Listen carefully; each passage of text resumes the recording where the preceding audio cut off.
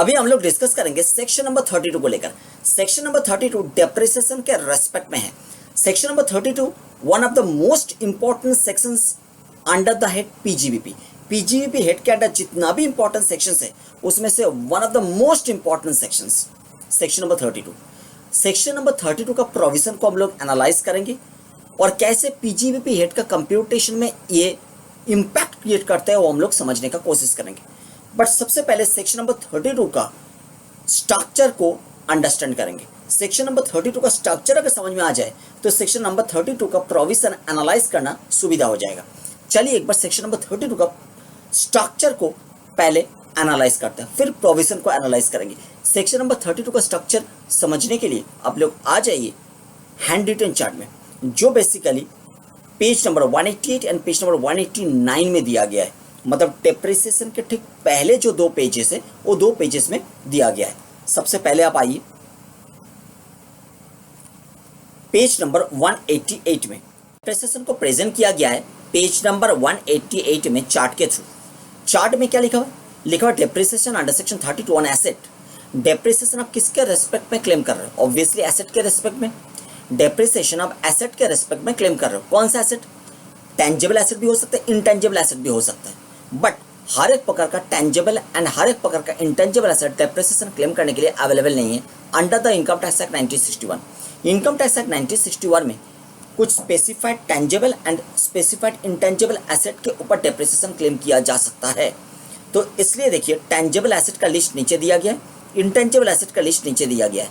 तो लिस्ट में जो सारा टेंजिबल एंड जो सारा इंटेंजिबल एसेट कवर है वही सब एसेट को हम बोल रहे हैं स्पेसिफाइड टेंजिबल एंड और स्पेसिफाइड इंटेंजिबल एसेट, उसी के ऊपर डेप्रिसिएशन क्लेम किया जा सकता है। सेक्शन 32 का स्ट्रक्चर है, सेक्शन 32 को दो सबसेक्शन में डिवाइड किया गया है। Section 32 subsection 1, section 32 subsection 2। Section 32 subsection 1 बता रहे depreciation in respect of asset shall be allowed as deduction. मतलब एसएससी डेप्रिसिएशन को as an allowable expenditure claim कर पाएंगे अपना पीजीबीपी इनकम कंप्यूट करने के टाइम में रेवेन्यू से। रेवेन्यू से एक्सपेंडिचर लेस होता है तो रेवेन्यू से डेप्रिसिएशन को as an allowable expenditure claim कर पाएंगे एसएससी। ये बात को स्पेसिफाई कर रहे हैं section 32 subsection 1। Depreciation allowable expenditure है, ये बात को सेक्शन 32 सबसेक्शन 1 ने स्पेसिफाई किया है। सेक्शन 32 सबसेक्शन 2 बता रहा अनअब्जर्व डेप्रिसिएशन होता क्या है, आगे जाके बेयर एक्ट का प्रोविजन जब डिस्कस करेंगे ई बुक में तब हम स्टडी करेंगे। क्लियर? नाउ सेक्शन 32 का ब्रॉड स्ट्रक्चर समझ में आ गया। सेक्शन 32 दो पार्ट में डिवाइडेड है। सेक्शन 32 सबसेक्शन 1 जो कि depreciation is an allowable expenditure, इस बात को एस्टैब्लिश कर रहे हैं। सेक्शन 32 सबसेक्शन 2 बता रहे हैं अनअब्जर्व डेप्रिसिएशन। सेक्शन 32 सबसेक्शन 1 जो डेप्रिसिएशन को as an allowable expenditure establish कर रहे हैं उसके अंडर 4 क्लॉजेस है। कौन से 4 clauses? Section 32 subsection 1 clause 1, clause 2, clause 2A, clause 3, ये 4 क्लॉजेस है। Section 32 subsection 1 clause 1 and clause 2 ये बता रहे हैं नॉर्मल डेप्रिसिएशन के रेस्पेक्ट में। देखिए नॉर्मल डेप्रिसिएशन के रेस्पेक्ट में बता रहे नॉर्मल डेप्रिसिएशन के रेस्पेक्ट में बता रहे section 32 subsection 1 clause 1 and clause 2 दोनों ही नॉर्मल डेप्रिसिएशन के रेस्पेक्ट में बात कर रहे हैं। और सेक्शन 32 सबसेक्शन 1 क्लॉज 2A जो है वो बात कर रहा है एडिशनल डेप्रिसिएशन के रेस्पेक्ट में। बात clear? Section 32 subsection 1 clause 1 and clause 2 जो दो क्लॉजेस बात कर रहे हैं नॉर्मल डेप्रिसिएशन के रेस्पेक्ट में, वो दो क्लॉजेस अलग अलग मेथड को प्रिस्क्राइब कर रहे हैं। Section 32 subsection 1 clause 1 SLM method को नॉर्मल डेप्रिसिएशन के लिए प्रिस्क्राइब कर रहे हैं और section 32 subsection 1 clause 2 WDB method को नॉर्मल डेप्रिसिएशन के लिए प्रिस्क्राइब कर रहे हैं। बात यहाँ क्लियर है? तो section 32 subsection 1 clause 1 and clause 2 दोनों ही नॉर्मल डेप्रिसिएशन है, बट एक बात कर रहे हैं दोनों ही नॉर्मल डेप्रिसिएशन है, बट सेक्शन 32 सबसेक्शन 1 क्लॉज 1 बात कर रहे हैं एसएलएम मेथड के बारे में, सेक्शन 32 सबसेक्शन 1 क्लॉज 2 बात कर रहे हैं डब्ल्यूडीबी मेथड के बारे में, और सेक्शन 32 सबसेक्शन 1 क्लॉज 3 जो है वो बात करता है टर्मिनल डेप्रिसिएशन के रेस्पेक्ट में। देखिए नीचे की तरफ आइए तो आपको मिलेगा टर्मिनल डेप्रिसिएशन जो रेफर्ड है सेक्शन 32 सबसेक्शन 1 क्लॉज 3 में। यहाँ तक बात क्लियर है? बताओ अभी तक क्या डिस्कशन किया है? अभी तक डिस्कशन किया है सेक्शन 32 डिवाइडेड है दो सबसेक्शन में। Section 32 subsection 1 depreciation is an allowable expenditure, इस बात को एस्टैब्लिश कर रहे हैं। सेक्शन 32 सबसेक्शन 2 अनअब्जर्व डेप्रिसिएशन के बारे में बात करता है। सेक्शन 32 सबसेक्शन 1 का 4 क्लॉजेस है। सेक्शन 32 सबसेक्शन 1 क्लॉज 1 क्लॉज 2 ये दो क्लॉजेस जो है वो दो क्लॉजेस बात कर रहे हैं नॉर्मल डेप्रिसिएशन के रेस्पेक्ट में। सेक्शन 32 सबसेक्शन 1 क्लॉज 2A जो है वो बात कर रहा है एडिशनल डेप्रिसिएशन के रेस्पेक्ट में, और सेक्शन 32 सबसेक्शन 1 क्लॉज 3 जो है वो बात करता है टर्मिनल डेप्रिसिएशन के बारे में। सेक्शन 32 सबसेक्शन 1 क्लॉज 1 जो है, सेक्शन 32 सबसेक्शन 1 क्लॉज 1 जो है वो नॉर्मल डेप्रिसिएशन का मेथड बता रहा है एसएलएम। सेक्शन 32 सबसेक्शन 1 क्लॉज 2 जो है वो बता रहे हैं नॉर्मल डेप्रिसिएशन का मेथड डब्ल्यूडीवी। क्लियर। और सेक्शन 32 सबसेक्शन 1 क्लॉज 2 ये बात कर रहे हैं एडिशनल डेप्रिसिएशन के बारे में। सेक्शन 32 सबसेक्शन 1 क्लॉज 3 बात कर रहे हैं टर्मिनल डेप्रिसिएशन के बारे में। बट डेप्रिसिएशन क्लेम करने के लिए कंडीशन क्या है, वो कंडीशन सेक्शन 32 सबसेक्शन 1 में दिया गया। कंडीशन, दो कंडीशन देखिए यहाँ लिखा हुआ है, कंडीशन दो है। कौन सा दो कंडीशन? नंबर 1, जिस स्पेसिफाइड टेंजेबल और स्पेसिफाइड इंटेंजेबल एसेट के रेस्पेक्ट में डेप्रिसिएशन क्लेम किया जा रहा है उसका ओनर एसएससी को होना पड़ेगा। एसएससी अगर डेप्रिसिएशन क्लेम कर रहे हैं तो SSC should be the owner of that specified tangible and और स्पेसिफाइड इंटेंजेबल एसेट। एंड लिखा हुआ है, मतलब सेकंड कंडीशन भी पूरा करना पड़ेगा। Sorry that specified tangible and or specified intangible asset should be used by the SSC in his own business or profession, तब जाके SSC डेप्रिसिएशन को क्लेम कर पाएंगे। ये लिखा है सेकंड कंडीशन में, कंडीशन 2 में। तो सेक्शन 32 के रेस्पेक्ट में ब्रॉड स्ट्रक्चर आपको समझ में आ गया। अभी हम लोग फिर से बेयर एक्ट का प्रोविजन को एनालाइज करना स्टार्ट करते हैं सेक्शन 32 का। Clear. Respect of depreciation of, ये जो दो पॉइंट आप देख रहे हो, बेसिकली ये दो पॉइंट बता रहे कौन सा एसेट के रेस्पेक्ट में डेप्रिसिएशन आप क्लेम कर पाओगे। इन respect of depreciation of assets, कौन सा एसेट्स? पॉइंट नंबर 1 में टेंजिबल एसेट के बारे में बात कर रहे हैं, पॉइंट नंबर 2 में इंटेंजिबल एसेट के रेस्पेक्ट में बात कर रहे हैं। तो टेंजिबल एसेट के ऊपर भी डेप्रिसिएशन मिलेगा, इंटेंजिबल एसेट के रेस्पेक्ट में भी डेप्रिसिएशन मिलेगा। टेंजिबल कौन कौन सा एसेट लिखा है? Building, machinery, plant, furniture. तो building, plant, machinery, furniture, building, plant, machinery, furniture, ये 3 टेंजिबल एसेट के रेस्पेक्ट में डेप्रिसिएशन आप क्लेम कर पाओगे। इसके अलावा मतलब ऐसा कोई एसेट आपके पास है, टेंजिबल एसेट है जो ये 3 में फॉल नहीं करते, ना तो बिल्डिंग है, ना तो मशीनरी प्लांट है, ना तो फर्नीचर है, तो उसके रेस्पेक्ट में डेप्रिसिएशन आप क्लेम नहीं कर पाओगे। टेंजिबल एसेट अगर बिल्डिंग, मशीनरी प्लांट और फर्नीचर है तो उसके रेस्पेक्ट में डेप्रिसिएशन क्लेम किया जा सकता है। और इंटेंजिबल एसेट के रेस्पेक्ट में लिखा हुआ है know how, patent, copyright, trademark, licences, franchises और एनी अदर बिजनेस और commercial right of similar nature.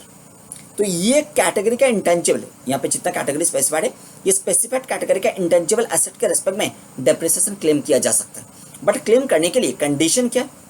लिखा हुआ है owned by the SSC and used. मतलब नंबर 1 कंडीशन, एसएससी जो क्लेम कर रहा है डेप्रिसिएशन स्पेसिफाइड टेंजिबल और स्पेसिफाइड इंटेंजिबल एसेट के रेस्पेक्ट में, एसएससी जो स्पेसिफाइड टेंजिबल एंड और स्पेसिफाइड इंटेंजिबल एसेट के रेस्पेक्ट में डेप्रिसिएशन क्लेम कर रहे हैं, that SSC should be the owner of that tangible and और intangible specified assets, and that specified tangible or specified intangible assets should be used by the SSC for the purpose of his own business or profession। बात clear है? Used for the purpose of, used हो गया second condition, used for the purpose of business profession, तब जाके following deduction shall be allowed।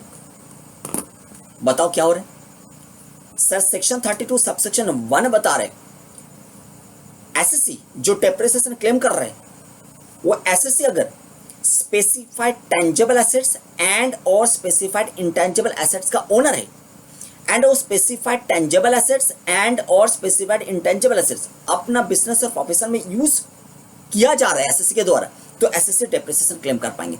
तो दो condition हो गया, number 1 SSC should be the owner of that specified tangible and और specified intangible assets. Second condition, that specified tangible and or specified intangible assets should be used by the SSC for the purpose of his own business or profession। बात यहाँ तक clear है? अभी देखो owner को लेकर और भी डिटेल एनालिसिस करना है और यूज्ड को लेकर भी और डिटेल एनालिसिस करना है। सबसे पहले मुझे बताओ ओनर जो है, आपने ओनरशिप के बारे में 3 वर्ड सुना है, एक होता है रजिस्टर्ड ओनर, एक होता है बेनिफिशियल ओनर, एक होता है बेनिफिशियरी। ये 3 का डिफरेंस सबको समझना है। मान लीजिए कि आपने एक मोटरसाइकिल खरीदा है, आप कोई इनकम अर्न नहीं करते हो, तो पापा का पैसा से आपने मोटरसाइकिल खरीदा है। मोटरसाइकिल आपने खरीदा है, मोटरसाइकिल आपके नाम पे रजिस्टर्ड है, तो you are the registered owner of that motorcycle, but वो मोटरसाइकिल को फंडिंग कौन किया है? पापा ने किया है। तो पापा is the beneficial owner of that motorcycle. तो you are the registered owner of that motorcycle, पापा is the beneficial owner of that motorcycle. But वो मोटरसाइकिल को आजकल यूज कर रहे हैं योर यंगर ब्रदर, आपका यंगर ब्रदर वो मोटरसाइकिल को यूज कर रहे हैं। तो ब्रदर मोटरसाइकिल का लाभ उठा रहा है, बेनिफिट उठा रहा है, इसलिए ब्रदर को हम बोलेंगे बेनिफिशियरी ऑफ दैट मोटरसाइकिल। तो यहाँ पे पापा is the beneficial owner, you are the registered owner and younger brother is the beneficiary. बात क्लियर है? जनरली ये तीन एक ही होता है। पापा ने अगर अपना पैसा से प्रॉपर्टी खरीदा है और यूज कर रहा है तो क्या हो गया? पापा इज द रजिस्टर्ड ओनर, पापा इज द बेनिफिशियल ओनर, पापा is the beneficiary. Generally registered owner, beneficial owner, beneficiary एक ही लोग होता है, बट कुछ केस में जैसे हमने उदाहरण आपको बताया तीन अलग भी हो सकता है। यहाँ पे जो ओनर लिखा हुआ है, रजिस्टर्ड ओनर के रेस्पेक्ट में बात किया जा रहा है कि बेनिफिशियल ओनर के रेस्पेक्ट में बात किया जा रहा है? रजिस्टर्ड ओनर के रेस्पेक्ट में तो बात किया जा रहा है, इसको लेकर तो कोई क्वेश्चन ही नहीं, बट बेनिफिशियल ओनर को लेकर भी बात किया जा रहा है। Beneficial owner can also claim deduction in respect of depreciation subject to fulfilment of other condition. मतलब that beneficial owner should use that particular specified tangible and or intangible asset in his own business or profession, तब जाकर depreciation claim कर पाएंगे। But beneficial owner can also claim deduction. बात clear है? अगर मान लीजिए हायर परचेज में कोई एसेट को खरीदा गया है, तो हायर परचेज का लास्ट इंस्टॉलमेंट पे करने में बायर के पास लीगली टाइटल आएगा उस एक पर्टिकुलर स्पेसिफाइड टेंजेबल एसेट्स, जो tangible specified tangible asset hire purchase system के थ्रू परचेज किया गया। तो बायर हायर परचेज सिस्टम के थ्रू परचेज किया गया, buyer can claim deduction. Buyer जब तक फाइनल इंस्टॉलमेंट पे नहीं करेंगे तब तक buyer is not the owner, but buyer final instalment pay करने के पहले भी डेप्रिसिएशन के रेस्पेक्ट में डिडक्शन क्लेम कर सकते हो स्पेसिफाइड टेंजेबल और इंटेंजिबल एसेट्स के रेस्पेक्ट में, subject to fulfilment of other conditions. बात यहाँ क्लियर है? जॉइंट ओनरशिप के केस में क्या करेंगे? मतलब मेरा पास जो एसएससी है जिसका पीजीबीपी इनकम हम कंप्यूट कर रहे हैं, वो एसएससी एक पर्टिकुलर स्पेसिफाइड टेंजेबल एसेट का ओनर है एंड और पर्टिकुलर स्पेसिफाइड इंटेंजिबल एसेट का ओनर है। तो मेरा पास जो एसएससी है वो एसएससी जॉइंट ओनर है एक particular specified tangible asset and और पर्टिकुलर स्पेसिफाइड इंटेंजिबल एसेट का। तो वो जॉइंट ओनर को हम लोग अलाउ करेंगे क्या डेप्रिसिएशन? जॉइंट ओनर क्लेम कर पाएंगे क्या डेप्रिसिएशन? देखो डेप्रिसिएशन क्लेम करने के लिए दो कंडीशन है। पहला condition, assessee should be the owner of that specified tangible and और specified intangible asset and that asset must be used in the business और प्रोफेशन ऑफ द एसएससी। तो मेरे केस में जो एसएससी है वो जॉइंट ओनर है, ownership includes joint ownership also, तो जॉइंट ओनर होने में भी चलेगा। तो assessee is the owner of that particular specified tangible assets and or that particular specified intangible assets and SSC use कर रहे हैं वो पर्टिकुलर स्पेसिफाइड टेंजेबल एंड और पर्टिकुलर स्पेसिफाइड इंटेंजिबल एसेट को अपना बिजनेस और प्रोफेशन में, तब जाके उनको हम डेप्रिसिएशन अलाउ कर देंगे, बट प्रोपोर्शनल बेसिस पे अलाउ करेंगे। क्योंकि जॉइंट ओनरशिप के केस में और भी एसएससी है वो भी यूज कर रहे हैं, तो प्रोपोर्शनल बेसिस पे हम जॉइंट ओनरशिप के केस में डेप्रिसिएशन एसएससी को अलाउ कर देंगे। बात क्लियर हो गया? तो ओनरशिप के अंदर जॉइंट ओनरशिप भी आएगा, ये आपको याद रखना पड़ेगा। जैसे हमने बताया कि ओनरशिप के अंदर बेनिफिशियल ओनरशिप आएगा, ओनरशिप के अंदर जॉइंट ओनरशिप भी आएगा। अच्छा, आप लोग मुझे बताओ, part performance section number 53A of the transfer of property act 1882, कौन सा सेक्शन को लेकर बात हो रही है? Section number 53A of transfer of property act 1882 को लेकर बात हो रही है। टीपी एक्ट मतलब transfer of property act 1882। Section 53A कौन सा टॉपिक के ऊपर बात कर रहे हैं? Part performance. पार्ट परफॉर्मेंस का मतलब क्या होता है? कोई भी एग्रीमेंट, आप एग्जाम्पल के लिए कोई भी एग्रीमेंट को रेफर कर सकते हो। कोई भी एग्रीमेंट में जितना भी पार्टीज एग्जिस्ट करता है, हर एक एग्रीमेंट में दो और दो से ज्यादा पार्टीज तो एग्जिस्ट करता ही है। आप खुद के साथ एग्रीमेंट बना सकते हो? कभी नहीं। एग्रीमेंट बनाने के लिए टू और मोर पार्टीज चाहिए ही चाहिए। मिनिमम दोनों पार्टी होना चाहिए। तो हर एक एग्रीमेंट में जितना भी पार्टीज एग्जिस्ट करता है, हर एक पार्टी का अपना अपना राइट होता है, अपना अपना ऑब्लिगेशन होता है। मतलब एग्रीमेंट में जो राइट दिया जा रहा है पार्टी को, एक पार्टी को जो राइट दिया जा रहा है एग्रीमेंट के थ्रू, और राइट का एगेंस्ट में ऑब्लिगेशन भी पूरा करना होता है। ऑब्लिगेशन का मतलब होता है लायबिलिटी, मतलब ऑब्लिगेशन के रेस्पेक्ट में कुछ एक्शन को परफॉर्म करना होता है। ऑब्लिगेशन का मतलब होता है कुछ एक्शन को परफॉर्म करना होता है, जिसको हम बता रहे हैं लायबिलिटी। कुछ एक्शन को परफॉर्म करना होता है। अगर ऑब्लिगेशन के रेस्पेक्ट में जो एक्शन परफॉर्म करना था वो एक्शन आपने कंप्लीटली परफॉर्म किया, तब तो फुल परफॉर्मेंस हो गया। बट ऑब्लिगेशन के रेस्पेक्ट में जो एक्शन लेना था वो आपने वो एक्शन को कंप्लीट नहीं किया, वो एक्शन का परफॉर्मेंस कंप्लीट नहीं हुआ है, तो हम बताएंगे पार्ट परफॉर्मेंस हुआ है। ऑब्लिगेशन के रेस्पेक्ट में जो एक्शन परफॉर्म करना था वो एक्शन अगर आप पूरा तरीका से परफॉर्म नहीं किया है तो ऐसा स्थिति को बोला जाएगा पार्ट परफॉर्मेंस। उदाहरण लेने में आपको ज्यादा समझ में आएगा, बट उसके पहले एक बात बताना जरूरी है। Section 53A of transfer of property act 1882 जो है ये बात कर रहे हैं केवल इमूवेबल प्रॉपर्टी को लेकर। आज हम स्टडी करने के लिए आया है section number 32 of the income tax act. Section 53A of transfer of property act 1882 study करने के लिए नहीं आया है। हमने आया है section 32 of the income tax act 1961 study करने के लिए, और सेक्शन 32 पर्पस के लिए, सेक्शन 32 का स्टडी के लिए पार्ट परफॉर्मेंस एक पॉइंट आ गया। क्लियर? पार्ट परफॉर्मेंस का पॉइंट फिर से हम रेफर करेंगे कैपिटल गेन चैप्टर में भी, जब हम ट्रांसफर का डेफिनेशन स्टडी करेंगे उस टाइम में आप देख लीजिए ट्रांसफर का डेफिनेशन में भी यही पॉइंट आएगा। सेक्शन 2 क्लास 47 होता है ट्रांसफर का डेफिनेशन, उस टाइम में भी हम पार्ट परफॉर्मेंस के बारे में फिर से बात करेंगे। नाउ अभी जो बात कर रहे हैं हम कि section 53A of transfer of property act 1882 केवल इमूवेबल प्रॉपर्टी को लेकर बात करते हैं, और section 32 of the income tax act tangible and intangible asset को लेकर बात कर रहे हैं। बट हर एक टेंजेबल हर एक इंटेंजिबल एसेट को लेकर बात नहीं कर रहे हैं। Section 32 of the income tax act 1961 specified tangible asset को लेकर एंड स्पेसिफाइड इंटेंजिबल एसेट को लेकर बात कर रहे हैं। बात क्लियर है? Specified tangible, specified intangible asset को लेकर बात कर रहे हैं। बताओ मुझे section 53A of the transfer of property act 1882 immovable property को लेकर बात कर रहे हैं। इमूवेबल प्रॉपर्टी कौन सा टाइप का एसेट है? टेंजेबल की इंटेंजिबल? सेट टेंजेबल एसेट है। मतलब सेक्शन 32 के साथ अगर एक साथ रीड करेंगे section 53A of the transfer of property act को तो टेंजेबल एसेट रेफर होगा। बट टेंजेबल में कौन सा एसेट रेफर होगा? टेंजेबल एसेट के अंदर भी मूवेबल भी है, इमूवेबल भी है। सेक्शन 32 में देखिए टेंजेबल एसेट में बिल्डिंग दिया हुआ है, मशीनरी दिया हुआ है, प्लांट दिया, फर्नीचर दिया है। इसमें कौन सा इमूवेबल है? बिल्डिंग। मतलब section 32 of the income tax act 1961 read with section number 53A of the transfer of property act 1882 study करने में हमारे सामने जो एसेट रहते हैं वो है बिल्डिंग, केवल बिल्डिंग और कुछ नहीं। बात यहाँ तक क्लियर है? केवल बिल्डिंग रहते हैं और कुछ नहीं रहता है दोनों को एक साथ पढ़ने में। तो बिल्डिंग के रेस्पेक्ट में बात किया जा रहा है। तो चलो एक उदाहरण लेते हैं। उदाहरण में हम बिल्डिंग को ही रखेंगे क्योंकि आपको समझ में आ गया कि दोनों को एक साथ पढ़ने में जो एसेट निकल के आ रहे हैं वो है बिल्डिंग और कुछ नहीं। चलिए बिल्डिंग के रेस्पेक्ट में बात करते हैं।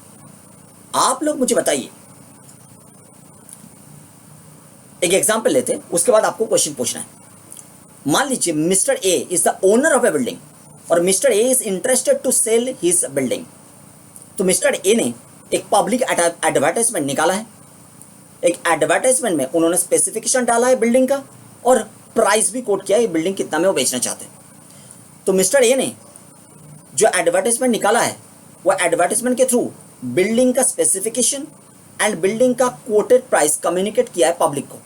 तो बहुत सारा इंटरेस्टेड बायर आया है, इंटेंडेड बायर जिसको आप बोलते हो, आया है बिल्डिंग विजिट करने के लिए, वो बिल्डिंग खरीदना चाहते हैं। तो जो भी लोग आया था उसमें से ज़्यादा लोगों को इधर तो बिल्डिंग पसंद आया तो प्राइस पसंद नहीं आया, और नहीं तो प्राइस पसंद आया तो बिल्डिंग पसंद नहीं आया। दोनों में कोई भी एक। बात क्लियर हो रहा है? बिल्डिंग पसंद आ रहे तो कोटेड प्राइस पसंद नहीं आ रहे, कोटेड प्राइस पसंद आ रहे तो बिल्डिंग पसंद नहीं आ रहे। एक बंदा आया था जिसका नाम है मिस्टर बी। मिस्टर बी को बिल्डिंग भी पसंद आया, कोटेड प्राइस भी पसंद आया, बट इनका प्रॉब्लम और कुछ है। क्या है? कोटेड प्राइस का पूरा अमाउंट आज के डेट में उसके पास अवेलेबल नहीं। कोटेड प्राइस का 90% अमाउंट उसके पास अवेलेबल है, बट वो बिल्डिंग खरीदना चाहते हैं, और 10% अमाउंट वो 1 महीने के अंदर अरेंज कर पाएंगे, बट आज के डेट में उसके पास है नहीं। तो आपको क्या लग रहा है? आपको लग रहा है तो भैया आया क्यों खरीदने के लिए? अगर पूरा 100% पैसा है ही नहीं तो आया क्यों खरीदने के लिए? आपने तो एडवर्टाइजमेंट में देख लिया था कोटेड प्राइस कितने हैं आपके पास? अगर कोटेड प्राइस का पैसा है नहीं तो आया क्यों? मिस्टर भी बता रहे कि देखो अगर हम 1 महीना बाद आएंगे तो बिल्डिंग कोई ना कोई खरीद लेगा 1 महीने के अंदर, ट्रांजैक्शन कंप्लीट हो जाएगा। तो 1 महीने के बाद आने में कैसे चलेगा? इसलिए तो आया है, आज आया है। बिल्डिंग भी पसंद है, प्राइस भी पसंद है, 90% आज पे कर देंगे, बाकी 10% हम पे कर देंगे 1 महीने के अंदर। तो इन्होंने मिस्टर बी ने मिस्टर ए के सामने प्रपोजल रखा कि एक काम करते हैं, एक एग्रीमेंट में एंटर करते हैं हम दोनों, उसमें हम आपको 90% अमाउंट पे करते हैं कोटेड प्राइस का, आप एक्सेप्ट कीजिए। और 90% पे कर दिया, इसलिए आप आपका बिल्डिंग का फिजिकल पोजीशन मुझे हैंड ओवर कीजिए, क्योंकि हमने 90% पे कर दिया। ओनरशिप ट्रांसफर मत कीजिए, बट फिजिकल पोजीशन को हैंड ओवर कीजिए। और 10% बैलेंस अमाउंट हम लेकर आएंगे 1 महीने के अंदर, तब आप मेरे नाम पे प्रॉपर्टी का ओनरशिप भी ट्रांसफर कर देंगे। 1 महीने के अंदर लेकर आएंगे, और 1 महीने के अंदर अगर लेकर नहीं आ पाएंगे तो मेरा दिया हुआ 90% अमाउंट का फॉरफिट कर लीजिए, और हम भी आपको जो फिजिकल पोजीशन एंजॉय कर रहे थे 1 महीना से, उसको आपको हैंड ओवर कर देंगे। बात समझ में आ रहा है? इसमें देखो इंटेंडेड बायर, इंटेंडेड सेलर दोनों ने अपना पार्ट परफॉर्मेंस किया। पूरा जो एक्शन लेना था वो पूरा एक्शन को परफॉर्म नहीं किया, पार्ट परफॉर्मेंस किया। ऐसा स्थिति को बोलते हैं पार्ट परफॉर्मेंस। और ऐसा स्थिति जो कॉन्ट्रैक्ट के थ्रू डॉक्यूमेंटेशन किया जाता है उसको बोलते हैं agreement to sell. Agreement to sell का मतलब क्या होता है? एग्रीमेंट टू सेल का मतलब होता है फ्यूचर में जाके ओनरशिप ट्रांसफर होगा, बट आज से एग्रीमेंट हो गया, इसको बोलते हैं एग्रीमेंट टू सेल। तो जो कॉन्ट्रैक्ट एंटर हो रहा है आज के डेट में वो एग्रीमेंट टू सेल, उसके थ्रू फ्यूचर में ओनरशिप ट्रांसफर होगा, वो स्पेसिफाई हो रहा है। फ्यूचर में एक्चुअल में जब ओनरशिप ट्रांसफर होगा, जब मिस्टर बी 10% बैलेंस अमाउंट 1 महीने के अंदर लेकर आ पाएंगे और ओनरशिप ट्रांसफर करेंगे मिस्टर ए मिस्टर बी के फेवर में, उस टाइम में जो कॉन्ट्रैक्ट एग्जीक्यूट होगा उसको बोलते हैं सेल डीड। तो 2 टाइप का कॉन्ट्रैक्ट लेकर बात कर रहे हैं, एक एग्रीमेंट टू सेल, दूसरा सेल डीड। यहां बात क्लियर है? एक एग्रीमेंट टू सेल, दूसरा सेल डीड। तो एग्रीमेंट टू सेल में पार्ट परफॉर्मेंस हो रहे, फिजिकल पोजीशन मिल गया, 90% अमाउंट पे कर दिया, ओनरशिप तो ट्रांसफर हुआ नहीं। पार्ट परफॉर्मेंस के टाइम में मान लो मुझे पीजीबीपी इनकम कंप्यूट करना है, वो 1 महीने के अंदर मुझे पीजीबीपी इनकम कंप्यूट करना है, तो हम डेप्रिसिएशन का एक्सपेंडिचर किसको अलाउ करेंगे? अगर वो बिल्डिंग बिजनेस और प्रोफेशन में यूज हो रहे हैं, जो इंटेंडेड बायर है उसको अलाउ करेंगे डेप्रिसिएशन। इंटेंडेड बायर को डेप्रिसिएशन का एक्सपेंडिचर अलाउ किया जाएगा। अब बात यहां समझ में आ रहा है? Subject to fulfilment of other condition. Other condition मतलब that buyer should use that business or should use that building in business और profession. That buyer should use that building in business और प्रोफेशन। अच्छा, use का मतलब यहाँ पे और एक समझा दे रहे। अभी ओनरशिप को लेकर बात कर रहे थे, अभी यूज को लेकर बात करेंगे। यूज का मतलब एक्टिव यूज भी है, पैसिव यूज भी है, दोनों में फर्क है। एक्टिव यूज मतलब एक्चुअल में आप जब यूज कर रहे हो, और पैसिव यूज मतलब एक्चुअल में आप यूज नहीं कर रहे हो बिजनेस और प्रोफेशन में, but that asset is ready to be used in the business और प्रोफेशन, इसको बोलते हैं पैसिव यूज। तो एक्टिव यूज भी यूज्ड है, पैसिव यूज भी यूज्ड है। बात समझ में आ गया? तो देखो सेक्शन 32 सबसेक्शन 1 को एक बार फिर से स्टडी करते हैं, जो अभी तक किया है। क्या बताया जा रहा है? इन रेस्पेक्ट ऑफ डेप्रिसिएशन ऑफ, बोलकर 2 पॉइंट है, एक में स्पेसिफाइड टेंजिबल एसेट है, एक में स्पेसिफाइड इंटेंजिबल एसेट है। तो specified tangible asset, specified intangible asset के रेस्पेक्ट में डेप्रिसिएशन अलाउ किया जाएगा। देखो लिखा है, इन respect of depreciation of specified tangible assets and specified intangible asset, जिसका ओनर एसएससी है एंड जिसको एसएससी अपना बिजनेस और प्रोफेशन में यूज कर रहे हैं, उसके रेस्पेक्ट में following deduction shall be allowed. नीचे वाला डिडक्शन को अलाउ किया जाएगा। ये फॉलोइंग डिडक्शन का मतलब क्या है? इसका मतलब है section 32 subsection 1 clause 1, section 32 subsection 1 clause 2, section 32 subsection 1 clause 2A। Following deduction मतलब ये 3 डिडक्शन को लेकर बात हो रही है। सेक्शन 32 सबसेक्शन 1 क्लॉज 1 क्लॉज 2 ये दोनों नॉर्मल डेप्रिसिएशन को लेकर बात कर।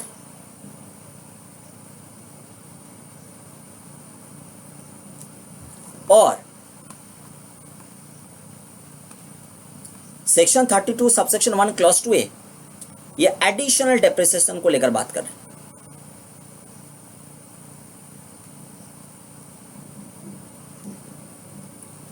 एडिशनल डेप्रिसिएशन को लेकर बात कर रहे हैं। बात यहां क्लियर है? बताया जा रहा है सेक्शन 32 सबसेक्शन 1 के थ्रू कि एसएससी अगर स्पेसिफाइड टेंजेबल एंड और स्पेसिफाइड इंटेंजिबल एसेट का ओनर है एंड वो स्पेसिफाइड टेंजेबल एंड और स्पेसिफाइड इंटेंजिबल एसेट एसएससी का अपना बिजनेस और प्रोफेशन में यूज हो रहा है, तो एसएससी को डिडक्शन अलाउ किया जाएगा डेप्रिसिएशन के रूप में। 3 डिडक्शन अलाउ किया जाएगा, एक सेक्शन 32 सबसेक्शन 1 क्लॉज 1, दूसरा section 32 subsection 1 clause 2, section 32 subsection 1 clause 3 है। ये 3 कैटेगरी का डिडक्शन अलाउ हो सकता है। मतलब section 32 subsection 1 clause 1 and clause 2 ये दोनों बात कर रहे हैं नॉर्मल डेप्रिसिएशन को लेकर। सेक्शन 32 सबसेक्शन 1 क्लॉज 2 ये बात कर रहा है एडिशनल डेप्रिसिएशन को लेकर। यहां तक बात क्लियर होगी। चलिए नॉर्मल डेप्रिसिएशन को स्टडी करते हैं, फिर समझ में आएगा नॉर्मल के साथ एडिशनल का डिफरेंस क्या है। सेक्शन 32 सबसेक्शन 1 क्लॉज 1 क्या बात कर रहे हैं? सेक्शन 32 सबसेक्शन 1 क्लॉज 1 बात कर रहे हैं in the case of assets of N undertaking. Asset का मतलब क्या है? एसेट का मतलब स्पेसिफाइड टेंजेबल एंड और specified intangible assets. In the case of assets of N undertaking, कौन सा अंडरटेकिंग का एसेट को लेकर हम लोग बात कर रहे हैं? वो अंडरटेकिंग जो एंगेज्ड है इन जेनरेशन और generation and distribution of power. तो पावर जेनरेशन और पावर जेनरेशन एंड डिस्ट्रीब्यूशन में जो अंडरटेकिंग एंगेज्ड है उनके पास जो स्पेसिफाइड टेंजेबल एंड और इंटेंजिबल एसेट है उसको लेकर बात चल रही है। क्या होगा उस एसेट के ऊपर? Such percentage on actual cost thereof to the SSC as may be prescribed। इसका मतलब क्या हो गया? सिंपल करके अगर बताएंगे कि वो अंडरटेकिंग जो पावर जेनरेशन और पावर जेनरेशन एंड डिस्ट्रीब्यूशन में इन्वॉल्व है, वो अंडरटेकिंग जो सारा specified tangible and intangible asset का ओनर भी है एंड उसको अपना बिजनेस में यूज भी कर रहे हैं, वो सब स्पेसिफाइड टेंजेबल और इंटेंजिबल एसेट्स का, स्पेसिफाइड टेंजेबल एंड और स्पेसिफाइड इंटेंजिबल एसेट का जो एक्चुअल कॉस्ट, उस एक्चुअल कॉस्ट के ऊपर प्रेस्क्राइब परसेंटेज पे डेप्रिसिएशन को अलाउ किया जाएगा हर साल। एक्चुअल कॉस्ट का मतलब एक्चुअल कॉस्ट व्हाट डिफाइंड है सेक्शन 43 क्लॉज 1 में।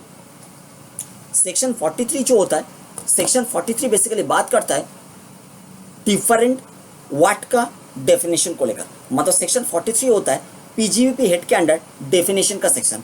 जैसे अपने सैलरी हेड के अंडर सेक्शन 17 को देखा था, 3 व्हाट को डिफाइन किया था। 17(1) सैलरी को, 17 clause 1 salary, 17 clause 2 perquisite, 17 clause 3 profits and lieu of salary को डिफाइन किया था। उसी तरीका से सेक्शन 43 भी क्लॉज 1 क्लॉज 2 ऐसे करके चलता रहेगा, डिफरेंट व्हाट को डिफाइन करेंगे section 43। Section 43 clause 1 actual cost what को डिफाइन करते हैं। मतलब हर एक एसेट का एक्चुअल कॉस्ट डिटरमाइन करने का तरीका सेक्शन 43 क्लॉज 1 में डिफाइंड है। फिर बता रहे अगर कोई अंडरटेकिंग जो एंगेज्ड है पावर जेनरेशन और पावर जेनरेशन एंड डिस्ट्रीब्यूशन में एंगेज्ड है, वो अंडरटेकिंग अगर स्पेसिफाइड टेंजेबल एंड और स्पेसिफाइड इंटेंजिबल एसेट का ओनर है एंड उसको अपना बिजनेस में यूज भी कर रहे हैं, तो स्पेसिफाइड टेंजेबल एंड और स्पेसिफाइड इंटेंजिबल एसेट का जो एक्चुअल कॉस्ट है, वो एक्चुअल कॉस्ट के ऊपर प्रेस्क्राइब परसेंटेज पे डेप्रिसिएशन अलाउ किया जाएगा। वो स्पेसिफाइड टेंजेबल एंड और स्पेसिफाइड इंटेंजिबल एसेट का एक्चुअल कॉस्ट के ऊपर प्रेस्क्राइब परसेंटेज पर डेप्रिसिएशन को अलाउ किया जाएगा एसएससी को। बात समझ में आया? तो एक्चुअल कॉस्ट डिटरमाइन करना पड़ेगा, उसके ऊपर सच परसेंटेज को अप्लाई करना पड़ेगा जो प्रेस्क्राइब किया जाएगा। मतलब प्रेस्क्राइब परसेंटेज को, प्रेस्क्राइब मतलब रूल में प्रेस्क्राइब होगा, रूल में प्रेस्क्राइब होगा। कौन सा रूल? Rule number 5। हम आगे जाके देखेंगे रूल नंबर 5। रूल नंबर 5 में प्रेस्क्राइब्ड है परसेंटेज। रूल नंबर 5 में जाएंगे तो मुझे अपेंडिक्स को रेफर किया जाएगा कि परसेंटेज पता करने के लिए आप अपेंडिक्स में चले जाइए। और अपेंडिक्स 1A में जाएंगे, अपेंडिक्स 1A, अपेंडिक्स 1A में जाएंगे तो मुझे प्रेस्क्राइब परसेंटेज मिलेगा। तो पूरा एक बार बता रहे हैं, पावर जेनरेशन और पावर जेनरेशन एंड डिस्ट्रीब्यूशन में जो अंडरटेकिंग इन्वॉल्व है, वो अंडरटेकिंग जो सारा स्पेसिफाइड टेंजेबल एंड और स्पेसिफाइड इंटेंजिबल एसेट का ओनर है एंड उसको अपना बिजनेस में यूज भी कर रहे हैं, तो वो सारा स्पेसिफाइड टेंजेबल एंड और स्पेसिफाइड इंटेंजिबल एसेट का जो एक्चुअल कॉस्ट है, उस एक्चुअल कॉस्ट के ऊपर प्रेस्क्राइब्ड परसेंटेज पे डेप्रिसिएशन हर साल एसएससी को अलाउ किया जाएगा। मतलब वो अंडरटेकिंग को अलाउ किया जाएगा। बात यहाँ तक क्लियर है? और प्रेस्क्राइब परसेंटेज कहाँ मिलेगा? रूल में मिलेगा। रूल मतलब रूल 5। रूल 5 में जाएंगे, रूल 5 सब रूल 1A, उसमें जाएंगे तो मिलेगा इस परसेंटेज के बारे में, जो परसेंटेज के बारे में अभी बात कर रहे हैं। वहाँ पे लिखा है कि अपेंडिक्स 1A में चले जाइए, वहाँ पे आपको परसेंटेज दिया रहेगा। तो हम रूल में जाएंगे, रूल से अपेंडिक्स में जाएंगे और अपेंडिक्स में मुझे मिल जाएगा रेट ऑफ परसेंटेज हर अलग अलग एसेट के लिए।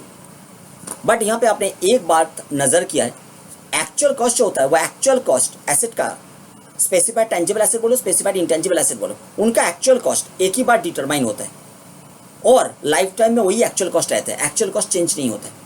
क्लियर? हर एक प्रीवियस ईयर में एक पर्टिकुलर एसेट का एक्चुअल कॉस्ट सेम ही रहने वाला है। यहाँ पे एक्चुअल कॉस्ट किसके ऊपर? एक स्पेसिफाइड टेंजिबल एसेट और एक स्पेसिफाइड इंटेंजिबल एसेट के ऊपर बात हो रहा है। कौन सा एसेट का actual cost? Specified tangible and और स्पेसिफाइड इंटेंजिबल एसेट का एक्चुअल कॉस्ट। तो एक्चुअल कॉस्ट जो निकल के आएगा वो हर प्रीवियस ईयर में सेम रहने वाला है। उसके ऊपर अगर सेम परसेंटेज हर प्रीवियस ईयर में अलाउ करेंगे तो डिप्रिसिएशन का जो क्वांटम होगा वो हर साल इक्वल होने वाला है। बात समझ में आ गया? मतलब यहाँ पे सेक्शन 32 सबसेक्शन 1 क्लॉज 1 में एसएलएम मेथड का डिप्रिसिएशन को लेकर बात हो रही है। तो section 32 subsection 1 clause 1 SLM method of depreciation को रेफर कर रहे हैं, एसएलएम मेथड ऑफ डिप्रिसिएशन को रेफर कर रहे हैं। बात क्लियर है? सेक्शन 32 सबसेक्शन 1 क्लॉज 2 क्या बात कर रहे हैं? In the case of any block of assets, actual cost का कॉन्सेप्ट जब हम बता रहे थे वो इंडिविजुअल एसेट था। ब्लॉक ऑफ एसेट का मतलब होता है ग्रुप ऑफ एसेट, मतलब जो सारा ऑर्गेनाइजेशन ब्लॉक ऑफ एसेट का कॉन्सेप्ट को फॉलो करते हैं। ब्लॉक ऑफ एसेट का डेफिनेशन दिया हुआ है सेक्शन 2 क्लॉज 11 में, आगे जाके हम पढ़ेंगे भी सेक्शन 2 क्लॉज 11। सेक्शन 2 क्लॉज 11 अगर स्टडी करोगे तो आपको ब्लॉक ऑफ एसेट का मतलब समझ में आ जाएगा। ब्लॉक ऑफ एसेट क्या होता है? ब्लॉक ऑफ एसेट का मतलब होता है सेम नेचर का एसेट, जो सारा एसेट का नेचर सेम है और वो सेम नेचर का एसेट के ऊपर जो सारा एसेट में सेम रेट ऑफ डेप्रिसिएशन भी अलाउ होता है। मतलब same nature of asset and same rate of depreciation, दोनों कंडीशन जो सारा एसेट के ऊपर एप्लीकेबल हो रहा है वो सब एसेट को एक साथ बोलेंगे block of asset. Same nature का एसेट भी होना चाहिए, सेम रेट ऑफ डेप्रिसिएशन भी होना चाहिए। तो जो ग्रुप ऑफ एसेट है जो सेम नेचर का भी है, जिसके ऊपर सेम रेट ऑफ डेप्रिसिएशन भी अप्लाई हो रहा है, वो सब एसेट को एक साथ बोलेंगे ब्लॉक ऑफ एसेट, जिसके बारे में सेक्शन 2 क्लॉज 11 में लिखा है। देखो, ब्लॉक ऑफ एसेट का कॉन्सेप्ट कोई भी ऑर्गेनाइजेशन, कोई भी अंडरटेकिंग फॉलो कर सकते हैं। मतलब चाहे हो पावर जनरेशन और पावर जनरेशन एंड डिस्ट्रीब्यूशन में इन्वॉल्व है, चाहे ना है।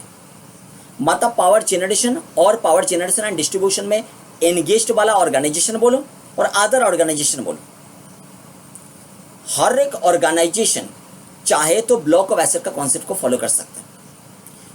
तो यहां लिखा हुआ है in case of any block of asset, मतलब वो सब अंडरटेकिंग को लेकर बात हो रही है जो ब्लॉक ऑफ एसेट का कॉन्सेप्ट को फॉलो कर रहे हैं। Such percentage on the written down value thereof as may be prescribed, जो सारा अंडरटेकिंग ब्लॉक ऑफ एसेट का कॉन्सेप्ट को फॉलो कर रहे हैं वो सारा अंडरटेकिंग जो भी स्पेसिफाइड टेंजिबल एंड और स्पेसिफाइड इंटेंजिबल एसेट का ओनर है एंड अपना बिजनेस और प्रोफेशन में वो स्पेसिफाइड टेंजिबल एंड और स्पेसिफाइड इंटेंजिबल एसेट को यूज कर रहे हैं, वो सब स्पेसिफाइड टेंजिबल एंड और इंटेंजिबल एसेट्स का जो रिटन डाउन वैल्यू है उसके ऊपर प्रिस्क्राइब परसेंटेज पर डेप्रिसिएशन हर साल वो अंडरटेकिंग को अलाउ किया जाएगा। तो यहाँ पे रिटन डाउन वैल्यू के ऊपर परसेंटेज को अप्लाई किया जाएगा। और रिटन डाउन वैल्यू कैसे कैलकुलेट करें? रिटन डाउन वैल्यू का डेफिनेशन दिया हुआ है सेक्शन 43 क्लॉज 6 में। सेक्शन 43 क्लॉज 6 पढ़ेंगे तो रिटन डाउन वैल्यू को कैलकुलेट करने का तरीका पता चल जाएगा। तो क्या समझ में आ रहा है? अच्छा, यहाँ पे जो प्रिस्क्राइब दिया हुआ ना, इस प्रिस्क्राइब का मतलब रूल 5 सब रूल 1, और रूल 5 सब रूल 1 में जाएंगे तो मिलेगा अपेंडिक्स 1। अपेंडिक्स ठीक से लिख रहे हैं, देखो अपेंडिक्स 1। बात यहां क्लियर है? तो बताओ क्या बता रहे हैं? नॉर्मल डेप्रिसिएशन के बारे में क्या बताया? जो अंडरटेकिंग पावर जनरेशन और पावर जनरेशन एंड डिस्ट्रीब्यूशन में इन्वॉल्व है वो अंडरटेकिंग जो भी स्पेसिफाइड टेंजिबल एंड और स्पेसिफाइड इंटेंजिबल एसेट का ओनर है एंड अपना बिजनेस में वो स्पेसिफाइड टेंजिबल एंड और इंटेंजिबल एसेट्स को, स्पेसिफाइड इंटेंजिबल एसेट को यूज कर रहे हैं, वो सारा स्पेसिफाइड टेंजिबल एंड और स्पेसिफाइड इंटेंजिबल एसेट का जो एक्चुअल कॉस्ट है वो एक्चुअल कॉस्ट के ऊपर प्रिस्क्राइब परसेंटेज को हर साल डेप्रिसिएशन के रूप में वो अंडरटेकिंग को अलाउ किया जाएगा। और सेक्शन 32 सबसेक्शन 1 क्लॉज 2 क्या बात कर रहे हैं? जो भी अंडरटेकिंग ब्लॉक ऑफ एसेट का कॉन्सेप्ट को फॉलो करता है जो अंडरटेकिंग ब्लॉक ऑफ एसेट का कॉन्सेप्ट को फॉलो करते हैं, वो अंडरटेकिंग जो भी स्पेसिफाइड टेंजेबल एंड और स्पेसिफाइड इंटेंजिबल एसेट का ओनर है एंड उसको अपना बिजनेस और प्रोफेशन में यूज कर रहे हैं, वो सब स्पेसिफाइड टेंजेबल और इंटेंजिबल स्पेसिफाइड इंटेंजिबल एसेट का जो रिटर्न डाउन वैल्यू है, और रिटर्न डाउन वैल्यू के ऊपर प्रेस्क्राइब्ड परसेंटेज को हर साल डेप्रिसिएशन के रूप में अलाउ किया जाएगा, वो अंडरटेकिंग को जो ब्लॉक ऑफ एसेट का कॉन्सेप्ट को फॉलो कर रहे हैं। बात यहां क्लियर हो गई? ब्लॉक ऑफ एसेट का कॉन्सेप्ट आपको समझ में आ गया। आगे जाके और भी ब्लॉक ऑफ एसेट को हम समझाएंगे। तो बताओ मुझे अपेंडिक्स 1 ए कहां दिया हुआ है? नीचे की तरफ आओ, जहां डेप्रिसिएशन का सेक्शन खत्म हो रहा है उसके बाद ही आपको मिलेगा। देखिए ये जो अपेंडिक्स 1 रूल 5 के अंडर आता है। अपेंडिक्स 1 ये बेसिकली WDV मेथड के लिए जो डेप्रिसिएशन का रेट है उसको लेकर बात कर रहे हैं। मतलब ब्लॉक ऑफ एसेट जो अंडरटेकिंग फॉलो करते हैं, वो अंडरटेकिंग के ऊपर रिटर्न डाउन वैल्यू, वो अंडरटेकिंग का जो एसेट है, एसेट का जो रिटर्न डाउन वैल्यू है उसके ऊपर प्रेस्क्राइब्ड परसेंटेज अप्लाई होता है। वो प्रेस्क्राइब्ड परसेंटेज अपेंडिक्स 1 में दिया हुआ है। और अपेंडिक्स 1A में आइए और भी नीचे आएंगे जहां अपेंडिक्स 1 खत्म हो रहे। देखिए अपेंडिक्स 1 यहां खत्म हो गई और अपेंडिक्स 1A स्टार्ट हो रहे। अपेंडिक्स 1A बात करें कि पावर सेक्टर अंडरटेकिंग, जो पावर सेक्टर अंडरटेकिंग जो है, उनके पास जो स्पेसिफाइड टेंजिबल और स्पेसिफाइड इंटेंजिबल एसेट होता है, उनका जो एक्चुअल कॉस्ट होता है, एक्चुअल कॉस्ट के ऊपर प्रेस्क्राइब्ड परसेंटेज जो यहाँ दिया हुआ है, ये सारा प्रेस्क्राइब्ड परसेंटेज जो दिया हुआ है, इस प्रेस्क्राइब्ड परसेंटेज को एक्चुअल कॉस्ट के ऊपर हर साल अप्लाई किया जाएगा। आपको समझ में आ गया? तो अपेंडिक्स 1A जो है ये रूल 5(1)A के अंडर आता है। हमने वही आपको समझाया।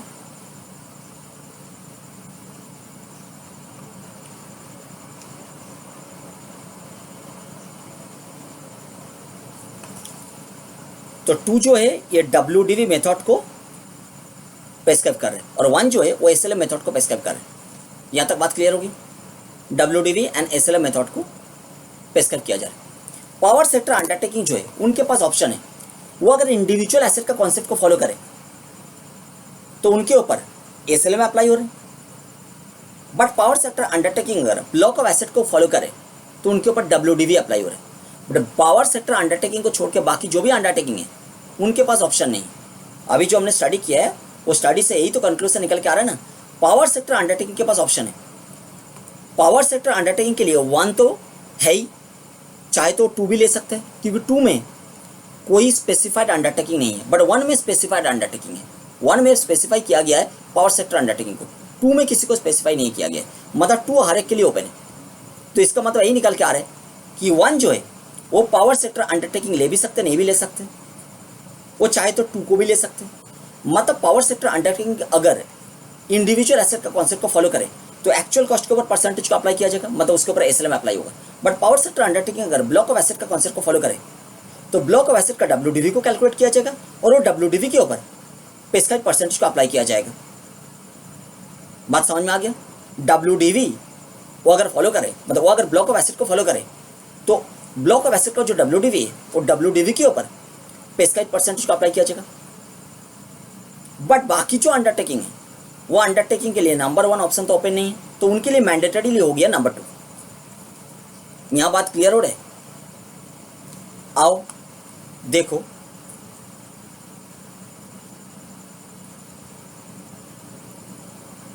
आपके सामने हम ओपन कर रहे हैं hand retain chart. Hand retain chart में मैंने यही लिखा हुआ है। देखो क्या लिखा है, फिर से एक बार स्टार्टिंग से देख लेते हैं हैंड रिटेन चार्ट को। हैंड रिटेन चार्ट बता रहे हैं सेक्शन 32 का स्ट्रक्चर को। Section 32 subsection 1,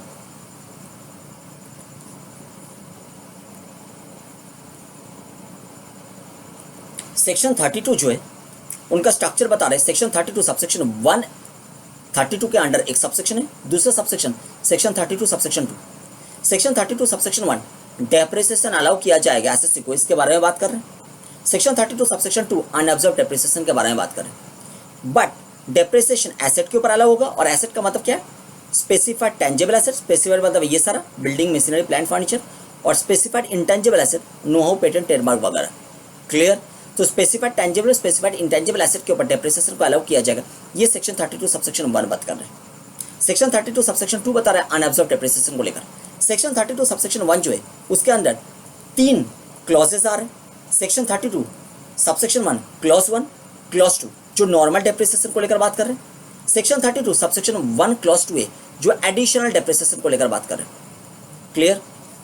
section 32 subsection 1 clause 1 and clause 2 जो नॉर्मल डेप्रिसिएशन को लेकर बात कर रहे हैं। सेक्शन 32 सबसेक्शन 1 क्लॉज 1 जो है वो एसएलएम मेथड को अप्लाई कर रहे हैं, वो एसएलएम मेथड को लेकर बात कर रहे हैं, स्ट्रेट लाइन मेथड को लेकर बात कर रहे हैं। और स्ट्रेट लाइन मेथड में हमने देख लिया कि इंडिविजुअल एसेट का कॉन्सेप्ट फॉलो होता है, उसमें एक्चुअल कॉस्ट के ऊपर पेस्काइड परसेंटेज को अप्लाई किया जाता है। और एक्चुअल कॉस्ट हुआ डिफाइन है सेक्शन 43 क्लॉज 1 में, और उसके ऊपर पेस्काइड परसेंटेज को अप्लाई किया जाता है। पेस्काइड परसेंटेज कहाँ दिया हुआ है? रूल 5 हमने देख लिया, रूल 5 सब रूल 1, उसमें जाएंगे तो अपेंडिक्स 1A मिलेगा।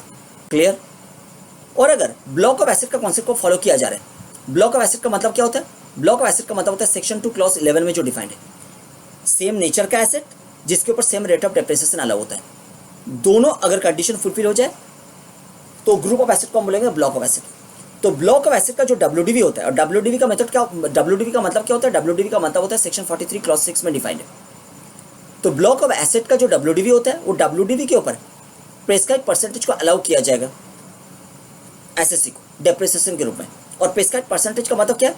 रूल 5 सब रूल 1, उसमें जाएंगे तो मिलेगा अपेंडिक्स 1। यहां बात क्लियर है? तो section 32 subsection 1 clause 1, section 32 subsection 1 clause 1 clause 2 हमने देख लिया अच्छा तरीका से। उसके नीचे प्रोवाइसो आ रहे हैं, आइए प्रोवाइसो में एक बार